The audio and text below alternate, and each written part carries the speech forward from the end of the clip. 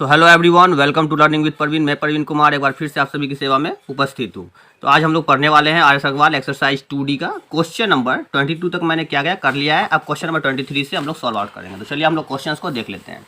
तो हमारा question number 23 कुछ इस प्रकार है, ध्यान दीजिए यहाँ पे। क्वेश्चन नंबर 23, क्वेश्चन नंबर 23 क्या है? Without actual division prove that 2x⁴ minus 5x⁻³ plus 2x² minus x plus 2 is divisible by x² minus 3x plus 2।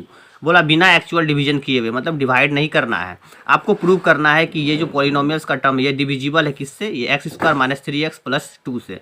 ये सेम जस्ट लाइक आपको 18 के जैसा क्वेश्चन है। तो चलिए अब हम लोग इसे क्या करते हैं, सॉल्व आउट करते हैं। तो चलिए जो गिवन टर्म है उसे हम लोग लिख लेते हैं। तो हमारा गिवन डेट क्या था, जो टर्म्स है उसे हमने क्या किया, लेट कर लेता हूँ। Let polynomial x is equal to, जो मेरा कंडीशन है पॉलिनोमियल x, हमारा जो पहला वाला है उसे हम मान लेते हैं कि 2x⁴ था minus 5x⁴ plus 2x² minus x plus 2। And दूसरी वाली कंडीशन जो है वो क्या है आपका, gx का कंडीशन है। तो gx बराबर x² माइनस 3x प्लस 2। यहाँ पे ध्यान देना है, इसे पहले भी बोल दिया क्वेश्चंस में कि विदाउट एक्चुअल डिवीजन का प्रयोग करके आपको सॉल्व आउट करना है। तो विदाउट एक्चुअल डिवीजन करके हम लोग इसे बनाते हैं। तो सबसे पहली बात, जब विदाउट एक्चुअल डिवीजन बनाना है तो दैट्स मीन इसका मतलब क्या है कि इसमें हमको कोई एक थ्योरम का यूज करना होगा, या तो रिमाइंडर थ्योरम या तो फैक्टर थ्योरम का। तो आप चाहे तो रिमाइंडर का भी यूज कर सकते हैं, आप चाहे तो फैक्टर का भी यूज कर सकते हैं। नाउ हम यूज करते हैं फैक्टर थ्योरम का। यूजिंग फैक्टर थ्योरम हम लोग क्या करते हैं, यहाँ लिख देते हैं यूजिंग फैक्टर थ्योरम। जब हम लोग फैक्टर थ्योरम का यूज करते हैं तो दैट्स मीन आपकी जो gx की कैटेगरी है वो क्या हो जाती है, आपकी 0 हो जाती है। तो gx जब आपकी 0 है that's mean x² minus 3x plus 2 is equal to 0 निकल कर आता है। अब हम लोग इसे मिडिल टर्म स्प्लिटिंग करेंगे। तो मैंने पहले भी बताया कि मिडिल टर्म स्प्लिटिंग का कंडीशन क्या होता है, लास्ट वाले टर्म्स को फर्स्ट वाले टर्म से मल्टीप्लाई करना होता है। तो जब 2 को 1 से मल्टीप्लाई करेंगे तो आपकी 2 निकल कर आ जाती है, 2 × 1 दैट आफ्टर 2 निकल गई। अब इस 2 को क्या करते हैं हम लोग, प्राइम फैक्टराइजेशन करते हैं। इस 2 का प्राइम फैक्टराइजेशन करेंगे तो 2 से लगाए 1 बार में 1 1 जा 1, देन आफ्टर आपकी 2 और 1 की फॉर्म में आ गई। अब हमें बीच वाले को इस तरह से तोड़ना है, यानी इस तरह से ब्रेक करना है कि इसको प्लस करने पर या फिर माइनस करने पर -3 आनी चाहिए, बट मल्टीप्लाई करने पर आपकी जो यहाँ मल्टीप्लाई वाला टर्म है ये आनी चाहिए। तो चलिए अब हम लोग इसे सॉल्व करते हैं। तो पहला x² माइनस 3x को हम लोग कुछ इस तरह से तोड़ सकते हैं, -2x and -x, -2x and -x is equal to -3x हो जाएगी। एंड देन जब इन दोनों को आपस में मल्टीप्लाई करिएगा, -2 एंड -1, यहाँ मैं मल्टीप्लाई करके दिखाता हूँ, -2 एंड -1, तो माइनस माइनस प्लस 2 1 जा 2, यह कुछ इस तरह से आपका निकल कर आ गया। तो दैट्स मीन इसका मतलब आपका जो ये टर्म्स है ये 2, इसे तो मैं 2 ही लिखूंगा, इक्वल टू 0 हो गई। अब हम लोग इसे सॉल्व करते हैं। तो हो गया आपका ये फर्स्ट 2 टर्म में से x को कॉमन ले लिए तो बच गया x माइनस 2, फिर इसमें से आपकी -1 कॉमन आ गई तो यहाँ बच गई x minus 2 is equal to 0। यहाँ थोड़ी सी बात आपको ध्यान देने वाली बात है कि जब इसे सॉल्व करिएगा तो आपका एक चीज़ हमेशा मैच करता रहेगा, वो ये जो बीच में x माइनस 2 का टर्म से ये आपकी क्या होगी, मैच करेगी। तो आप इसे आसानी से सॉल्व कर सकते हैं। देन x माइनस 2 इसमें से कॉमन ले लिए तो यहाँ पर आपकी बच गई x और यहाँ बच गई आपकी -1 इज इक्वल टू 0। जब दो कंडीशन इस तरह से आए दैट्स मीन इसका मतलब आपको आइदर और का यूज करना है। Either x minus 2 is equal to 0, बोला कि अगर x minus 2 is equal to 0 लेते हैं तो x की वैल्यू हमारी 2 हो जाती है। एंड देन आफ्टर अगर और हम करते हैं x minus 1 is equal to 0 लेते हैं तो देन हमारी x की वैल्यू जो होगी वो +1 निकल कर आ जाती है। तो हमें क्या होता है, ये आसानी से मिल जाती है। अब हम लोग इसके वैल्यू को क्या करेंगे, पुट करेंगे आपके क्वेश्चंस में, जो पॉलिनोमियल्स को हमने लेट किया था। नाउ अब हम लोग क्या करते हैं, x के वैल्यू को पुट आउट करते हैं। तो now P2 is equal to, तो P2 जब हम लोग करेंगे तो दैट्स मीन हम जहाँ भी अब x का प्लेस होगा उस सभी जगह पर आपको क्या देखने को मिलेगा, 2 देखने को मिलेगा। तो हमारे क्वेश्चंस कुछ इस प्रकार थे, 2 × x 2 थी तो 2 पे पावर 4, माइनस 5 × x हमारी 2 थी 2 पे पावर क्यू, प्लस 2 × x हमारी 2 थी 2 पे पावर 2, फिर उसके बाद -2 + 2। ये आपका कुछ इस तरह से सेंस निकल कर आ गया। अब हम लोग इसे क्या करते हैं, सॉल्व आउट करते हैं। तो चलिए अब हम इसे मल्टीप्लाई कर लेते हैं। 2 × 2 पे पावर 4 क्या होती है, जब हम लोग 4 बार 2 को मल्टीप्लाई करते हैं तो क्या टर्म्स आता है। तो 2 को 4 बार मल्टीप्लाई कर लीजिए, 2 × 2 × 2 × 2, ये कुछ इस तरह से आ गए। अब इसे हम लोग आपस में मल्टीप्लाई करते हैं। तो 2 2 जा 4, 2 जा 8, 2 जा 16, तो ये आपकी हो गई 16, माइनस इसे 3 बार मल्टीप्लाई करिए, 2 2 जा 4, 2 जा 8, तो -5 × 8 प्लस 2 इंटू 2 को 2 बार मल्टीप्लाई करिए 4 एंड -2 + 2, इसे हम लोग यहीं पर रहने देते हैं, बाद में से कट आउट कर लेंगे हम लोग। 16 2 जा 32 -8 5 जा 40 +4 2 जा 8 -2 + 2। अब ये 2 आपस में घट गई। अब क्या हो गया आपको देख लेना है, 32 एंड 8 क्या हो गई आपकी 40, बिकॉज दोनों प्लस के टर्म में, एंड -40, ये 40 घट कर क्या निकल गई हमारी 0 निकल गई। तो इससे तो ये पता चल गया कि हमारा जो x - 2 था वो फैक्टर था किसका, आपका जो क्वेश्चन पॉलिनोमियल से उसका। तो हम लोग ये भी जानते हैं कि जब हमारा टर्म्स का जो वैल्यू 0 आता है तो इसका मतलब क्या होता है कि वो उससे एग्जैक्टली डिविजिबल है, बिकॉज हम लोग रिमाइंडर थ्योरम से ये जानते हैं कि इसकी रिमाइंडर 0 आती है। जब किसी क्वेश्चंस को किसी टर्म से डिवाइड करते हैं और उसकी रिमाइंडर 0 आती है, दैट्स मीन वो पूरी तरह से क्या होता है, डिविजिबल होता है। अब हम लोग इसके नेक्स्ट वाले टर्म को पुट आउट करेंगे। जो हमारा टर्म्स था वो x = 1 है, ध्यान दीजिए यहाँ x = 1 है। नाउ अब हम लोग करते हैं एंड P1 = अब हम लोग क्या करते हैं P1 एंड P1 = तो अब हमें x के वैल्यू पर 2 इंटू एक्स की वैल्यू 1 पावर 4 -5 इंटू एक्स की वैल्यू 1 पे पावर 3 प्लस 2 इंटू एक्स की वैल्यू 1 पे पावर 2 माइनस आपका जो कंडीशन है वो क्या था, x था, तो -x की जगह पर 1 + 2, ये कुछ इस तरह से निकल कर आ गई। अब हम लोग इसे क्या करते हैं, सॉल्व करते हैं। 2 को जब हम लोग 1 से मल्टीप्लाई करेंगे तो 1 ही हो जाएगी, सॉरी 2 हो जाएगी। -5 को जब 1 से मल्टीप्लाई करेंगे 5 हो जाएगी। 2 को जब 1 से मल्टीप्लाई करेंगे 2 होगी, -1 + 2। अब हम लोग इसे क्या करते हैं, सॉल्व आउट करते हैं। सबसे पहले सारे प्लस वाले टर्म्स को ऐड करते हैं, तो +2 + 2 + 2 टोटल 2 2 4 2 6 -5 -1 -6 एंड देन आफ्टर ये 6 क्या हो गई, कट आउट हो गई। तो हमारी वैल्यू क्या निकल कर आ गई, 0 निकल कर आ गई। तो हम लोग लिख सकते हैं क्या कि आपका जो टर्म्स x² - 3x + 2 है, ये क्या है, आपको इससे जो px है वो पूरी तरह से डिविजिबल है, बिकॉज इसकी रिमाइंडर जो है वो क्या हो गई आपकी 0 निकल कर आ गई। तो चलिए हम लोग इसे नेक्स्ट पेज में लिख लेते हैं, लिखेंगे। इसलिए क्या हो गया आपका, px is exactly divisible by gx। बोलेगा why, because gx is a factor of px, या फिर आप ये भी लिख सकते हैं because their remainder is 0। So इसलिए हम लोग क्या करते हैं कि ये जो टर्म है मेरा वो उसका फैक्टर से, या वो उसका क्या है, एग्जैक्टली डिविजिबल है। तो चलिए अब हम लोग इसके नेक्स्ट क्वेश्चन की ओर बढ़ते हैं। तो हमारा नेक्स्ट क्वेश्चन जो है वो क्या है आपका 24 है। चलिए हम लोग 24 नंबर क्वेश्चन को क्या करते हैं, पहले समझ लेते हैं। तो चलिए देख लेते हैं क्वेश्चन नंबर 24। क्वेश्चन नंबर 24 कुछ आपका इस तरह से है, without what must be added, ध्यान दीजिएगा, what must be added to 2x⁴ - 5x³ + 2x² - x - 3 so that the result is exactly divisible by x - 2। ध्यान दीजिए, बोला कि इसमें क्या ऐड करेंगे जो कि ये टर्म्स जो है वो x - 2 से पूरी तरह से डिवाइड हो जाएगी। तो चलिए अब हम लोग इसे क्या करते हैं, सॉल्व आउट करते हैं। तो हमारी जो गिवन टर्म्स हो गई वो क्या है, आपको px मान लेता हूँ मैं, लेट px = जो टर्म्स था आपका जो, उसे हम लोग लिख लेते हैं। तो 2x⁴ - 5x⁴ plus 2x² - x - 3। उसके बाद दूसरे वाले टर्म्स को हम लोग मानते हैं gx = x - 2। अब हम लोग क्या बोला, इसमें क्या कहा गया कि इसमें आपको क्या ऐड किया जाएगा। सबसे पहले हम लोग यूज करते हैं यूजिंग रिमाइंडर थ्योरम, या आप फैक्टर थ्योरम का भी यूज कर सकते हैं, कोई दिक्कत नहीं है। आप दोनों सेम ही फॉर्मूले पे आधारित है और सेम ही कॉन्सेप्ट है, ठीक है, तो उसको दिक्कत आपको नहीं होनी चाहिए। यूजिंग रिमाइंडर थ्योरम जब हम लोग करते हैं तो gx = 0, देन आफ्टर x - 2 = 0, तो आपकी x की वैल्यू क्या निकलेगी, वो आपकी 2 निकल कर आ जाएगी। तो हमारी x की वैल्यू क्या आ गई, 2 आ गई। अब हम लोग इसकी वैल्यू क्या करते हैं, पुट करते हैं पॉलिनोमियल्स में। नाउ P2 = अब x के सभी प्लेस पर आपको क्या देखने को मिलेगा, 2 देखने को मिल रहा है। तो अब हम लोग क्या करते हैं, पुट आउट करते हैं। 2 इंटू एक्स की वैल्यू 2 2 पे पावर 4 माइनस 5 इंटू एक्स की वैल्यू 2 2 पे पावर 3 प्लस 2 इंटू एक्स की वैल्यू 2 2 पे पावर 2 -2 -3, ये कुछ इस तरह से हो गई। अब इसे मल्टीप्लाई करिए, 2 पे पावर 4 को जब हम लोग मल्टीप्लाई करते हैं तो यहाँ कर देते हैं। 2 को मैंने 4 बार लिख लिया, इसे आपस में मल्टीप्लाई करिए।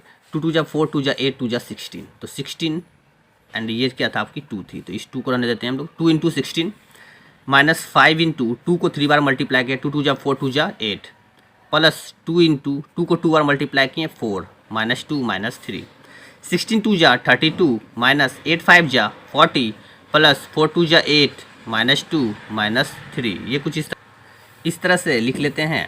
अब हम लोग इसे क्या करते हैं, सॉल्व आउट करते हैं। तो सबसे पहले प्लस वाले टर्म्स को देना, 32 प्लस 8 क्या हो गई आपकी 40, माइनस 40 माइनस 3 2 माइनस 2 माइनस 5, 40 क्या हो गई, घट गई, देन आफ्टर माइनस 5। कहने का मतलब ये है कि अगर हम लोग को क्या करना है, ये माइनस 5 को उसमें ऐड कर देते हैं तो हमारा जो क्वेश्चन है वो सॉल्व हो जाएगा। तो इसलिए अब हम लोग इसे लिख सकते हैं कि आपको जो होगा क्या ऐड करना है, पी एक्स में क्या ऐड करना होता है, तो लिख देंगे कि 5 is added to polynomial p x, then p x is exactly divisible by, then p x is exactly divisible by क्या हो जाएगी आपकी जी एक्स। अब यहाँ पे आपको दिमाग में ये आ रहा हो कि ये -5 है, बट हम इसे 5 क्यों ऐड करते हैं। देखिए ध्यान दीजिए कि इसके रिमाइंडर को 0 करने के लिए हमारा रिमाइंडर 0 होगा, तब आपका क्या कहने का मतलब ये हो जाता है कि आपका जो टर्म्स है वो पूरी तरह से डिविजिबल है। तो -5 जब निकला, यानी दैट्स मीन अगर इसमें हम +5 करते हैं तो वो कट आउट होकर 0 हो जाती है। तो हमारा जो कंडीशन है वो क्या हो जाएगा कि इसमें क्या ऐड करना होगा, आपको 5 ऐड करना होगा। तो इसलिए हमने क्या किया 5, तो 5 is added to p x, then p x is exactly divisible by g x. तो चलिए अब हम लोग इसके नेक्स्ट क्वेश्चंस की ओर बढ़ते हैं। क्वेश्चन नंबर 25 हमारा कुछ इस प्रकार से है। तो क्वेश्चन नंबर 25 को हम लोग पहले समझ लेते हैं। तो चलिए हम लोग आपको क्वेश्चंस को दिखा देते हैं। तो क्वेश्चन नंबर 25 मेरा कुछ इस प्रकार से है, देख लीजिए आप। What must be subtracted from x power 4 plus 2x power Q minus 2x square plus 4x plus 6 so that the result is exactly divisible bye x square plus 2x minus 3। यहाँ ध्यान देने वाली बात है कि आपको यहाँ पर बोल रहा है कौन सा टर्म को सब्ट्रैक्ट करना है। तो चलिए यहाँ पर क्या कंडीशन है कि यहाँ पर जो था वो तो ऐड करना था, तो हमने क्या किया, रिमाइंडर थ्योरम को लगाकर उसमें से जो टर्म्स निकला उसे उसमें ऐड कर दिया। बट यहाँ पर जो टर्म्स है वो क्या है, आपको स्क्वायर के रूप में है, ये क्वाड्रेटिक फॉर्म में है। जब हम इससे अगर डिवाइड करेंगे देन आफ्टर इसका जो टर्म आएगा वो क्या होगा, एक लीनियर इक्वेशन के रूप में आएगा, लीनियर पॉलिनोमियल्स के रूप में आएगा। तो हम लोग क्या करते हैं, इसको एक्चुअल डिवीजन के रूप में सॉल्व आउट करते हैं। आप बिना एक्चुअल डिवीजन के भी सॉल्व आउट कर सकते हैं, बट मुझे लगता है कि आप विदाउट एक्चुअल डिवीजन से यूज करिएगा तो आपको आसानी होगी। तो चलिए सॉल्व आउट करते हैं। तो मेरा कुछ दिया हुआ एक टर्म क्या था, गिवन 25 नंबर, गिवन डैट हमारा जो टर्म्स था उसे हमने मान लिया p x is equal to x power 4 plus 2x power 3 minus 2x square plus 4x plus 6। ये कुछ इस तरह से हमने क्या किया, इसे मान लिया। अब दूसरे वाले टर्म्स को हम लोग क्या किया, gx मान लेते हैं। gx ये जो टर्म है वो आपका x square plus 2x minus 3, ये कुछ इस तरह से निकल कर आया हुआ है। अब हम लोग इससे क्या करते हैं, उसको डिवाइड करते हैं यूजिंग एक्चुअल डिवीजन। हम लोग क्या करते हैं, यहाँ पे क्वेश्चंस में कुछ नहीं कहा है कि आपको विदाउट एक्चुअल डिवीजन करना है या किस तरह से, तो हम लोग इसे एक्चुअल डिवीजन के रूप में सॉल्व आउट करते हैं। नाउ यूजिंग एक्चुअल डिवीजन, ये आपको बिल्कुल आसान लगेगा, आपको क्वेश्चन को समझने में बिल्कुल दिक्कत नहीं होगी। सो हमने इसलिए इस सिस्टम को यूज किया। इस कॉन्सेप्ट को अब आप आसानी से समझ सकते हैं। तो पी एक्स क्या है, डिवाइडेड है किससे, जी एक्स से। तो हम लोग चलिए इसको डिवाइड करते हैं, पी एक्स डिवाइडेड जी एक्स। देन आफ्टर आप इसको कुछ इस तरह से लिख सकते हैं, x square plus 2x minus 3 से डिविजिबल करना है x power 4 plus 2x Q minus 2x square plus 4x plus 6, ये कंडीशन आएगी। अब इस कंडीशन को हम लोग क्या करते हैं, डिवाइड करते हैं। यहाँ एक्स स्क्वायर का टर्म है, यहाँ एक्स पावर 4 है। देन आफ्टर आप जानते हैं कि जब यहाँ 2 और यहाँ 4 तो पहले वाले टर्म्स को मिलाया जाता है। यहाँ पावर 2 है, यहाँ पावर क्या था 4 था, तो हम इसे 2 से मल्टीप्लाई कर दिए, तो ये कुछ एक्स पावर 4 हो जाएगी। एक्स पावर 4 को फिर 2 को प्लस करेंगे, इससे मल्टीप्लाई 2x पावर 3 फिर plus minus minus x square को जब 3 से मल्टीप्लाई किए तो 3x स्क्वायर। ये आपस में साइन चेंज होंगे, ये प्लस है ये माइनस, ये प्लस माइनस माइनस प्लस, ये घट गए आपके। Plus 2x Q minus 2x Q, ये भी आपके घट गए। तो बच क्या गया आपके, plus 3x square minus 2x square. 3 में जब 2 जाती है तो आपको क्लियर पता है 1 होता है। देन आफ्टर एक्स स्क्वायर आप लिख सकते हैं प्लस 4x प्लस 6। अब यहाँ देखिए, यहाँ एक्स स्क्वायर है, यहाँ भी एक्स स्क्वायर है, तो आप किससे मल्टीप्लाई कर सकते हैं, 1 से मल्टीप्लाई कर सकते हैं। देन आफ्टर 1 से जब मैंने मल्टीप्लाई किया तो x square into 1 x square, plus 1 से मैंने मल्टीप्लाई किया 2x को, तो हमारा जो टर्म है वो क्या आ गया आपको 2x, प्लस माइनस माइनस 3 1 जा 3, ये कुछ इस तरह से निकल गया। माइनस आपकी प्लस हो गई, प्लस आपकी माइनस हो गई, ये माइनस हो गई। तो 4 में से जब 2 गई तो आपकी क्या टर्म आई 2x, प्लस 6 में से जब प्लस 6 प्लस 3 आपकी टर्म क्या आ गई 9। तो ये हमारी टर्म्स क्या हो गई, निकल कर आ गई। ध्यान दीजिएगा आपका जो रिमाइंडर है वो क्या है आपका 2x प्लस 9 निकल कर आ रहा है। तो आपकी रिमाइंडर क्या हो गई 2x प्लस 9। तो यहाँ हम इसे लिख देते हैं कि ये हमारी क्या है, रिमाइंडर है। ठीक है, ये हमारी क्या है, रिमाइंडर है।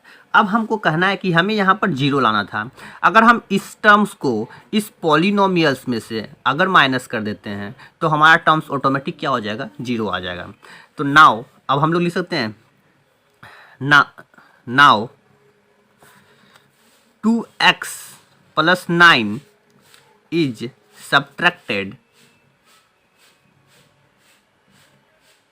subtracted from polynomial x px, then px is exactly divisible by gx, then px is exactly divisible by gx।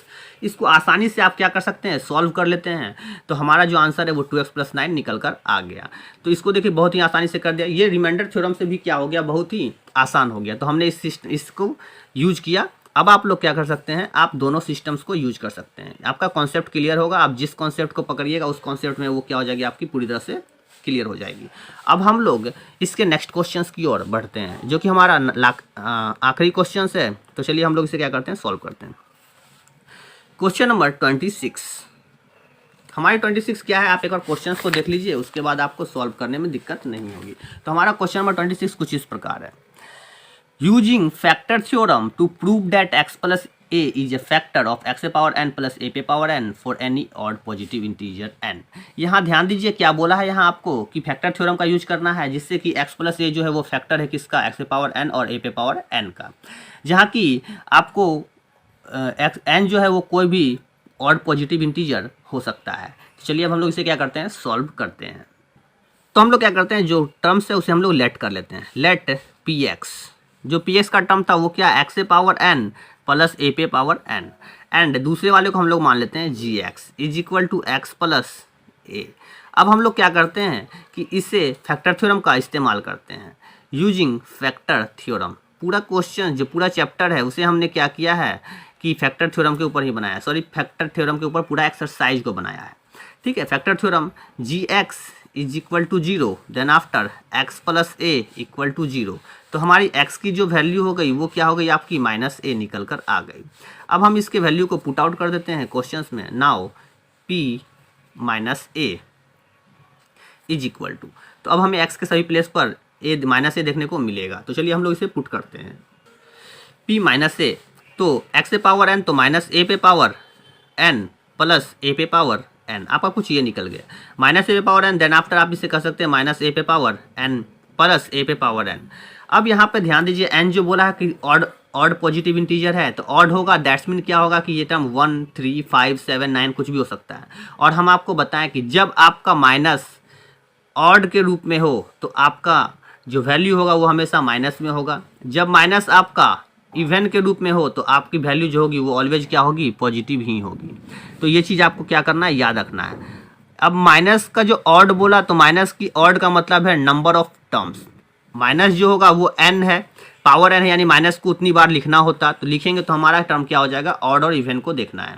Then after ये क्या हो जाएगा, कट आउट हो गया, तो हमारी जो टर्म्स आ गई वो कुछ 0 निकल कर आ गई। देन आफ्टर इसे बोल सकते हैं कि ये जो टर्म्स है वो क्या है, उसके फैक्टर है। सो इसलिए यहीं पर हम लिख देते हैं। इसलिए क्या हो जाएगा आपका, क्या था आपका, gx is a factor of px,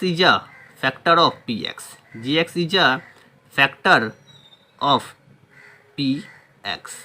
तो आज के लिए इतना ही, मिलते हैं कल एक नए वीडियो में एक नए एनर्जी के साथ। Okay bye.